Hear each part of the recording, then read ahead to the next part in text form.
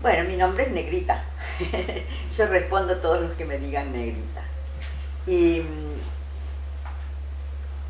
mi vínculo con el anarquismo, ¿no?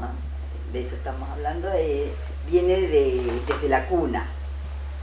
Yo vengo de una familia bastante dispar, porque tengo un papá que es hijo de un anarquista y una mamá que es hija de campesinos piamonteses que llegaron en la primera inmigración que recibió la Argentina, recibieron una tierra en Córdoba y bueno, fueron limpiándola y se hicieron de un patrimonio territorial que con el tiempo fue bien grande, pero mis abuelos eran bien campesinos, doblados sobre la tierra, así empezaron ellos, ¿no? Luego mi madre no, porque ella estuvo un tiempo en el campo, hasta que en la adolescencia, no, antes de la adolescencia, la preadolescencia, como todos aquellos inmigrantes no querían que los hijos sufrieran lo que ellos habían sufrido, querían que estudiaran, entonces la mandan a la ciudad de Córdoba con unos tíos a estudiar. A mi madre nunca le gustó el estudio, entonces ella se dedicó al teatro, le encantaba el teatro, que es ahí donde se conocen con mi padre, en un teatro barrial. Mi padre, hijo de un anarquista, Iris Pavón, es mi abuela, que padecía una enfermedad suprarrenal, que no había droga que en ese momento que la pudiera curar, y la cárcel aceleró su proceso mortuorio, ¿no? Entonces, y el peronismo también. Ella fue una militante de un pueblito de Córdoba que se llama Cruz del Eje, desde donde es oriundo también el presidente argentino Arturo Illia, era su médico de cabecera, eran muy amigos y como buenos amigos se peleaban muchísimo. Ella defendiendo desde su tribuna libertaria y él desde su radicalismo. Pero creo que muchas cosas le prendieron a Arturo Illia desde de esa relación con mi abuela, ¿no? Y bueno, mi abuela fue una mujer muy activa, participó en la lucha por los presos, la liberación de los presos de Bragado, muy notoria su participación también en la revista Reconstruir, muy ligada en ese momento a la Federación Libertaria Argentina, aunque ella nunca vino a Buenos Aires. Se manejaba siempre en lo zonal, digamos, en las sierras y en ese ámbito, ¿no? Muy dedicada a su pueblo, que era en Cruz del Eje, muy identificada con el pobrerío, nunca integró la casta intelectual, si bien tenía muchos intelectuales que se le acercaban, pero ella no era parte de esos grupos. Y bueno, de ahí ella tuvo un hijo que fue mi padre, y esa relación también fue media, porque ella fue una mujer muy de acción, pero como mamá me parece que no cumplió mucho el rol de madre, ¿no? Y eso mi padre siempre lo ha marcado mucho. Mi padre crece fuera del hogar porque ella estuvo muchos años presa durante el peronismo. ¿Cómo será la relación que ella tenía con la gente del pueblo? Que al lado de la casa de ella vivía el comisario. El comisario es el que recibe la orden de detención de ella y del envío de ella a Córdoba, ¿no? Y 2 días antes le suplicaba que se fuera, que por favor se fuera, que no lo obligara a él a detenerla para que la llevaran a Córdoba, porque él no quería ese rol. Dice, yo la quería como ser humano. Entonces ella le dice, usted cumpla con su función y déjeme, si usted esa es lo que tiene que hacer, hágalo, pero yo no me voy a ir, yo voy a quedarme en mi casa. Y bueno, llegó el día que ella la tuvieron que, vino el comisario y la llevó a Córdoba. Era una persona que le destrozó la vida el hecho de tenerla que llevar a ella, ya no cayó enfermo y al poco tiempo murió este comisario. Y bueno, mi abuela es trasladada a la cárcel de mujeres de Córdoba, donde también desarrolla una tarea militante muy importante con un grupo de obreros que en ese momento estaba haciendo refacciones en la cárcel. Entonces era notable, las monjas, hasta las monjas la querían muchísimo. Yo no sé, yo no la llegué a conocer porque justo el año que yo nací ella murió, pero parece ser que su personalidad era muy fuerte, ¿no? Así una mujer muy sensitiva y muy atractiva, porque yo te digo que hasta las monjas la admiraban y le permitían acercarse hasta los obreros que estaban construyendo y ella a hacerle todo un discurso de que cómo ellos iban a estar poniendo su energía en construir cárceles para mujeres, cuando realmente el rol de un verdadero compañero en esta sociedad era liberarlas, es decir, luchar por la liberación de la mujer. Dice que era ella hablando y todos los obreros escuchándola, y bueno, pero igual construyeron la cárcel. Bueno, ahí fue un ejemplo, pero todo es la vida en la cárcel a ella, estuvo 6 años y le agudizó mucho el proceso de enfermedad de ella, ¿no? Salió de la cárcel y al poco tiempo, en el 51, ella murió. Y ella estuvo desde el 45 hasta el 51 en la cárcel, así que salió y ya casi para morir, ¿no? Y bueno, esa fue mi historia por parte de ella. Mi padre hablaba muy poco de su madre, había mucho resentimiento hacia esa mamá que no lo acarició, no le hizo la comida, no lo acompañaba en esa vida de niño, digamos, que tenía.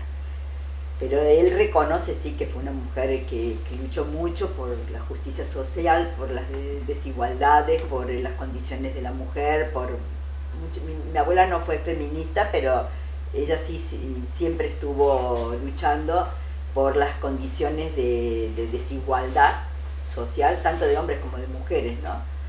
Y también reivindicaba, ¿no? Cuando en el pueblo había una mujer golpeada, ella era la primera que se subió a una tribuna a protestar por eso y organizaba marchas y bueno, todas esas cosas.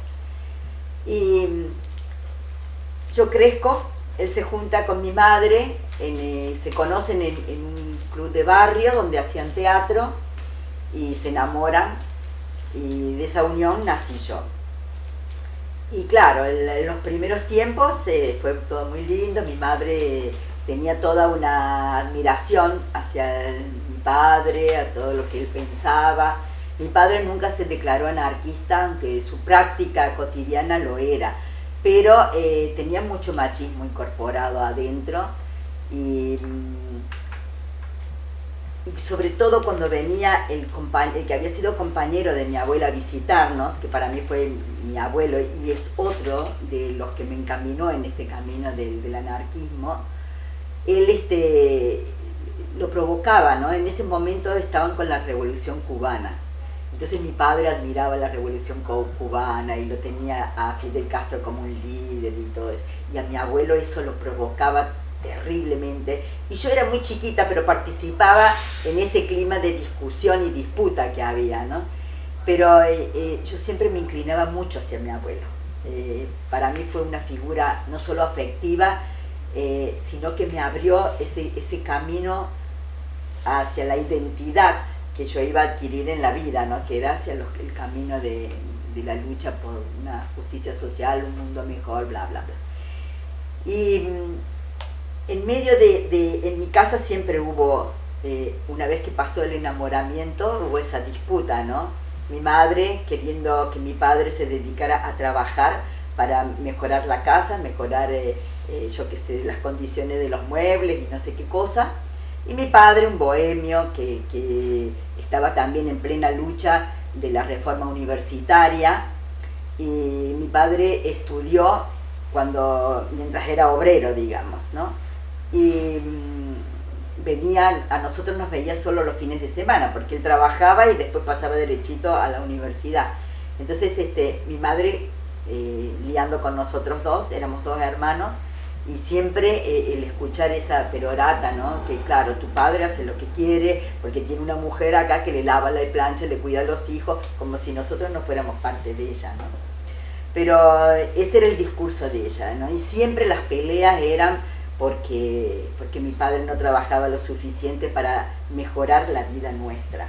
Y que eran mis abuelos, los padres de ella, los que muchas veces tenían que salvar la libreta del almacén o la cuenta del teléfono. Después ni que hablar cuando perdieron la casa, porque mi padre generosamente le dio una firma a un amigo que bueno, lo estafó, perdieron la casa. Y bueno, fue toda esa lucha que había entre ellos, ¿no?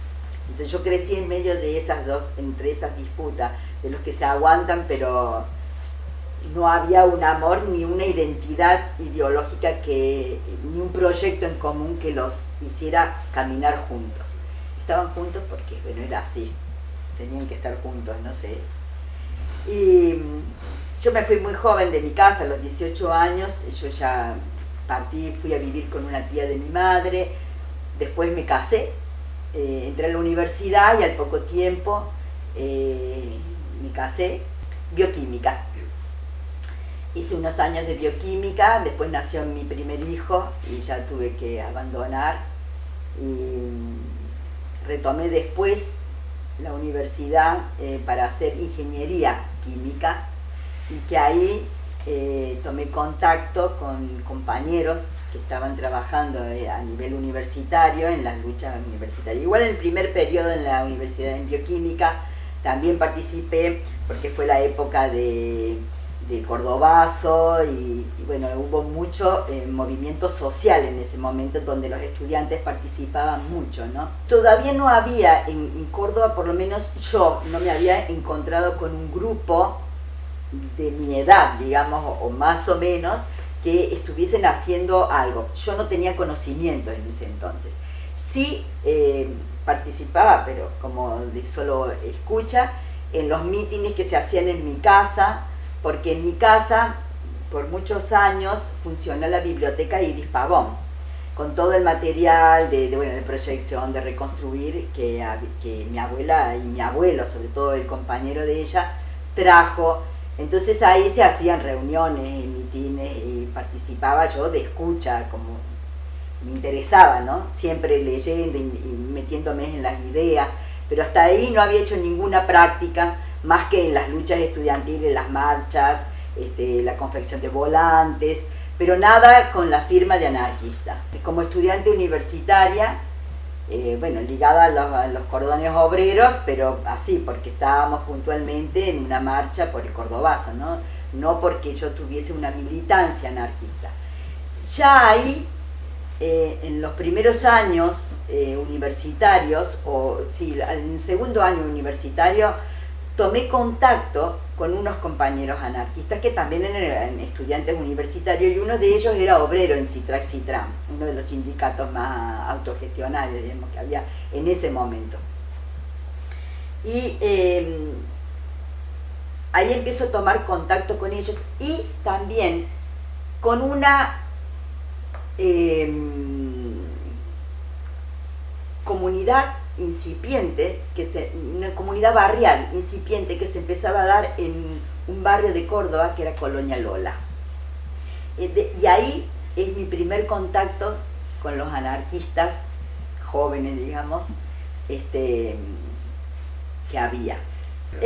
Rafael Flores,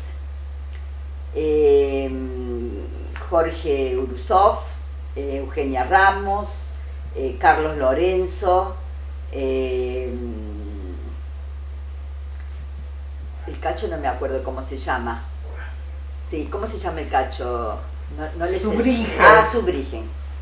Sí. Roberto Zurbriggen, Horacio Suárez y un viejo anarquista, el Lele Ripa, que también, digamos, fue el ideólogo de los jóvenes, porque esa comunidad que se formó en Colonia Lola arrancó de una comunidad rural en Río Primero. Ahí se formó el embrión de lo que sería después Colonia Lola, ¿no? ¿Y en ese pueblo estaba el Lele? En ese pueblo estaba el Lele. El Lele los acompañó en esa ocasión. Y también estaba vinculado a ese proceso Liber Forti, que tenían en aquel entonces la rotativa, ¿cómo se llamaba? Una máquina para imprimir, estaba enterrada en Río Primero. Entonces los volantes que se hacían en la... El padre de Liber Forti. ¿Cómo se llamaba? No, era Liber Forti, porque estaba la Rosa también, la hermana, que estaba vinculada al grupo, la India. Y ellos tenían esa máquina donde íbamos a imprimir los volantes, pero eso ya fue cuando yo ya estaba en ingeniería. Mario se llamaba. Mario Forti. Sí. Bueno, la máquina era de él. La máquina era de la protesta, fue la máquina de la protesta. La llevó de a pedazos, la llevó allá. Eso, y bueno, la tenían en ese periodo clandestinamente en esa chacra de Río Primero. Después no sé a dónde fue a parar. Íbamos ahí, yo ahí no tengo muchos datos certeros, porque yo recién llegaba al grupo y supongo que por una cuestión de seguridad misma, no manejaba muchos datos. Yo iba a Río Primero a hacer eso, pero incluso muchos de ellos ni los veía. ¿Esto qué año es? Buena pregunta. 72. Poco antes del golpe militar, que se estaba preparando, poquito antes.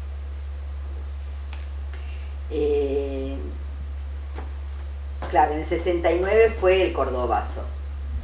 Y después seguimos, ¿no? 71, 72, es esto que yo te estoy diciendo, que ya había mucha represión en Córdoba y había que tomar medidas de hacer un volante, todo se hacía en clandestinidad. Bueno, yo tomo contacto con esta gente de Río Primero, pero un contacto así no muy profundo, digamos.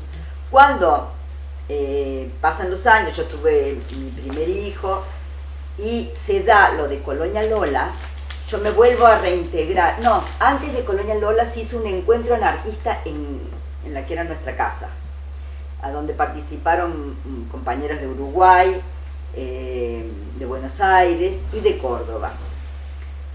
Y ahí sí tomé contacto y conocí a muchos más. Se iba abriendo el espectro. De La Plata no fue nadie. De acá, o en el vos sabés que no tengo los datos muy certeros de tiempos, no los manejo muy bien. Puede haber sido en el 73, no, pero yo creo que sí, puede haber sido en el 73, porque fue como representante de la Comunidad del Sur. Me acuerdo que había ido Silvia Ribeiro y estaba Carlos Abransky. Carlos Abransky no era de acá de Buenos Aires, no estaba en un grupo acá en Buenos Aires.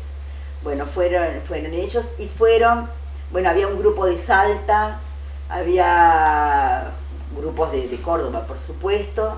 Bueno, en ese sí, Ana María Pizarro y Guantay, que eran dos estudiantes de medicina que eran salteños y residían en Córdoba, ellos también empezaban a hacer sus primeros pasos en el anarquismo y llegan a este congreso, pero como independientes. Por eso no recuerdo nombres así de grupo, porque ellos fueron como independientes y fueron más que nada a interiorizarse del movimiento anarquista, de bueno, lo que pensábamos, los diferentes grupos, qué propuestas llevaban, todo eso.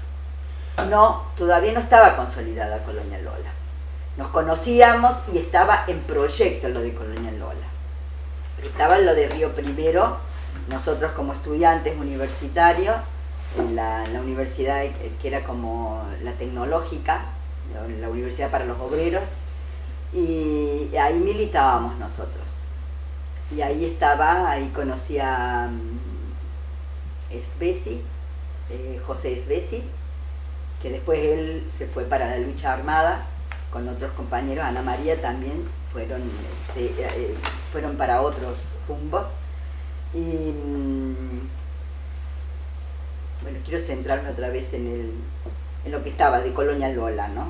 Que para mí fue algo que merece, siempre les reclamo a los compañeros que vivieron. Yo no viví permanentemente, yo era una figura media, estaba integrada al proyecto y lo apoyaba, pero iba los fines de semana. Yo trabajaba y no vivía en otro lugar, me quedaba muy lejos, no vivíamos en Colonia Lola. En la casa de Colonia Lola se alquiló una casa donde vivía el Lele, vivía Horacio, Cacho, Pirucha, con sus 2 hijos, no 3 hijos, ya estaba 3 hijos porque ya estaban los 3, y Jorge. Ellos eran los que vivían permanentemente en esa casa. El barrio era un barrio lumpen, de lumpen a obrero, digamos, un barrio de clase, lo que normalmente se dice desposeída, ¿no? De trabajadores independientes, de recolectores de basura, hasta los tranzas, yo que sé, había de todo, pero era un barrio muy marginal. Y en medio de ese barrio se insertó este proyecto, justamente. Sinceramente no sé por qué surgió esto, porque ellos, fue una decisión tomada por los comuneros de Río Primero, el cual yo recién los estaba conociendo, pero yo no integraba la comunidad de Río Primero, es una decisión interna de ellos, ¿no? Y después cuando se instalaron en el barrio, lo que yo hacía es ir y colaboré mucho con la escuela del barrio.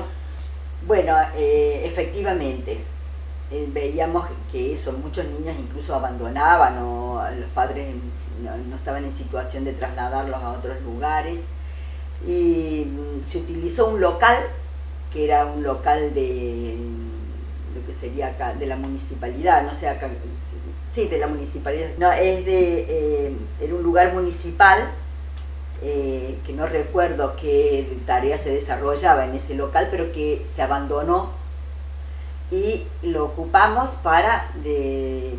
con decisión en la asamblea del barrio para establecer y abrir una escuelita. Y estaba una compañera, en estos momentos desaparecida, que militaba en esa escuela, que ella era la maestra estable, digamos, de la escuela. Yo iba los fines de semana a trabajar en apoyos de tareas de apoyo estudiantil o recreación. Graciela, no me recuerdo el apellido de ella. Graciela era el nombre de ella. Desapareció en Rosario ella. Ya no estaba en Colonia Lola, ya Colonia Lola se había sido desmantelada, por supuesto. Bueno, y también en la casa funcionaba un dispensario, donde un dispensario es un centro de atención a la salud. Ahí se vacunaba, como esta compañera Ana María Pizarro y Guantay, ellos eran estudiantes avanzados de medicina y hacían prácticas en diferentes hospitales, conseguían remedios y vacunas y muchas cosas, entonces hicieron sus prácticas también, digamos, en ese dispensario. Pero también llegaban niños con empacho y ahí yo acudía y les agarraba el cuerito, les daba un tecito de hierba de pollo y solucionábamos el problema, ¿no? El hecho era de que el barrio sintiera que nosotros éramos parte de. Incluso yo siempre tuve esa intención, ¿no? Que aunque yo no vivía en el barrio, para mí no había fronteras de vida, por más que yo en mi casa estuviera en otro lugar, mi pertenencia a los lugares lo hacía lo social, no lo material de tener un terreno y una casa o alquilar una casa, lo que fuera que en ese momento alquilaba. Pero esa era mi intención y cuando yo iba era pura entrega, ¿no? Y eso lo sentía en el barrio por la devolución que me hacía, porque de pronto curaba un empacho o un niño que llegaba con una crisis de asma y bueno, y el regalo era un beso de la vecina que le había salvado el hijo, o nos traían, yo qué sé, una verdura o lo que tuvieran, y más que nada el afecto y el compromiso de trabajar, iban a las asambleas, nos ayudaban a limpiar la escuelita, es decir, había mucha participación del barrio que se fue sumando a ese proyecto, ¿no? Claro, era prioritario eso, ¿no? La inserción social, de ahí que se fueron a vivir en el barrio, los jóvenes iban y participaban de las cumbiambas y de las fiestas y se tomaba mate y se bailaba y se tomaba vino y se vivía como uno más del barrio.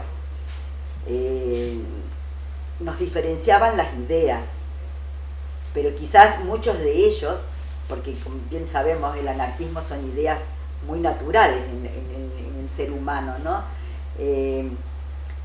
Muchos de ellos eran anarquistas sin saberlos, es decir, las propuestas que tenían, la manera de vivir, el amor libre que practicaban, no sé, tenían una ideología en la práctica, no en lo intelectual, no con etiquetas, pero sí en lo somático, es decir, ellos eran de piel, eran anarquistas, es decir, sus rebeldías, su romper con las leyes, no aceptar, es decir, el no al autoritarismo, sobre todo de la policía que venía a hacer sus racias o los perseguían. Entonces eso era algo innato en esa gente, ¿no? Y eso se trabajó mucho y la verdad que los compañeros tenían una gran inserción en el barrio. Los desmantelaron. Empezaron la raza, primero cerraron la escuela, después los compañeros que se tuvieron que ir yendo. Quedó solo Pirucha con los niños y el Lele, que fueron los últimos en retirarse, digamos, ¿no? Que se tuvieron que ir también por una cuestión de seguridad, porque los perseguían. Y bueno, y el barrio fue muy castigado por la dictadura. No solamente, yo desconozco los nombres, ¿no? de los vecinos que también fueron llevados presos y castigados. Y una de las cosas también, ¿no? Que los grupos tenemos mucha memoria para los compañeros que caen presos y que son torturados y que por suerte algunos han podido salir exiliados, pero no hay memoria para la gente del pueblo que permanecen en el anonimato y que muchos han muerto en las cárceles. Y no hay una memoria histórica que hable de esa gente, ¿no? Y eso es una deuda que tenemos nosotros como militantes. Yo creo, no sé, no estoy segura y quizás me aventuro a decir que creo que ninguno de los compañeros después de los exilios haya vuelto al barrio o haya preguntado por María, Pedro, José, Rosita o William. Creo que ninguno lo hemos hecho, me incluyo. Nunca más, yo no volví nunca más a Colonia Lola. No sé qué pasó con Colonia Lola ni sus habitantes y qué quedó de esta experiencia del otro lado, ¿no? Digamos, si nosotros éramos los que vinimos al barrio, los extranjeros que llegamos al barrio, ¿qué pasó con el resto de la gente? En ese momento lo que nos hicimos protegernos entre nosotros. Incluso muchos vivimos en la misma ciudad, el caso de Pirucha, y no sabíamos dónde estábamos cada uno. Pasaron años que no tuvimos contacto hasta después de la dictadura que empezamos a sacar la cabeza así, bajo la tierra, ¿no? y empezar a ver, che, ¿dónde estará la Piru? ¿Cómo está? Y empezar a tomar contacto con los compañeros. Pero una deuda que tenemos con Colonia Lola es, yo, no sé los otros compañeros, pero no he vuelto a Colonia Lola a ver qué quedó del proyecto Colonia Lola, realmente. En ese entonces, yo personalmente tomo contacto con compañeros que deciden entrar en la lucha armada. Yo me sumo a ese grupo, no como un grupo anarquista, sino era un grupo de anarquistas que apoyaban a ciertos grupos montoneros en Córdoba. Nuestro grupo no tenía nombre, por eso digo que no éramos algunos anarquistas que apoyaron a un grupo montonero, una fracción dentro de los montoneros en Córdoba. En realidad yo creo que yo entré ahí por una cuestión afectiva. Yo estaba muy enamorada de uno de los compañeros anarquistas y por eso entré en ese grupo llevada por eso. Éramos 3. Nosotros, algunos de nosotros, yo nunca hice un trabajo de campo, que le decían de adiestramiento con las armas y todo eso. Los otros compañeros participaron de eso, estaban como más metidos en eso, ¿no? Yo hacía más que nada un trabajo de relevamiento, o lo que se llamaba logístico, de cuando se iba a expropiar un banco, o yo tenía que ir y hacer ciertas averiguaciones, y en eso era mi trabajo, si se quiere decir, dentro de esa organización. Fue un momento muy conflictivo también en mi vida, ¿no? En mi vida de pareja, en muchas cosas que jugaron en ese momento. Yo en ese momento entré a trabajar también en el sindicato de los gráficos en Córdoba, y también ahí el sindicato gráfico fue en ese momento un semillero también de las organizaciones armadas, ¿no? Sirvió como de pantalla a muchas cosas. Entonces se utilizaban muchos elementos, la máquina de escribir, muchas cosas que se usaron para ese grupo. Y bueno, por suerte duró poco tiempo.